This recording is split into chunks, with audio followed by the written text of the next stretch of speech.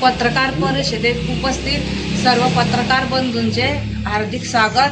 आज भुसावळात सत्ताधाऱ्यांनी जो काही घाट घातलेला आहे नगरपालिका हलवण्याचा, तो अत्यंत चुकीचा आहे। कारण नगरपालिकेचा दवाखाना आहे तो मध्यवर्ती ठिकाणी आहे आणि तिथून जर तो दवाखाना आताची जी नगरपालिका आहे तिथं जात असेल तर रुग्णांना भुर्दंड भरावा लागेल। कारण इथून तिथं जायला रिक्षाला त्यांना 100-200 रुपये तर लागतीलच, म्हणून तो अत्यंत चुकीचा त्यांचा निर्णय आहे। तसेच गरुड परिवाराने ही जागा त्यांना दान नगरपालिकेच्या दवाखान्यासाठी दान दिलेली आहे। त्यामुळे तिथं त्यांचा असा मानस होता का इथं अविरतपणे ही सेवा चालावी।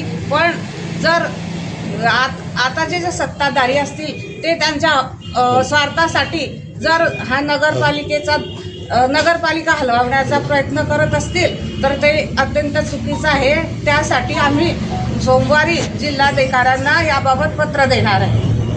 हा विषय उचलला जातोय त्यावेळेस का नाही उचलला गेला असा प्रश्न उचलला जातो। हा बरोबर आपलं म्हणणं याचं कारण आहे की ज्यावेळी शासन प्रशासन होतं, प्रशासक मागचा काळ तुम्ही बघितला 2-2.5 वर्ष कोरोनाचा काळ गेला, अजून पण प्रस्ताव तिथं गेलेला आहे, असं काही प्रस्ताव गेलेला नाही। मंत्रालयात मान्य संजय भाऊ सावकर यांच्या प्रस्तावातून तिथं MRI सेंटरसाठी प्रस्ताव गेलेला आहे। आता आपण सत्तेची वाट बघत होतो, सत्तेत आपण 50 बसलेलो आहे आणि 50 आपण कशासाठी बसलेलो आहे, शहराच्या हितासाठी बसलेलो आहे।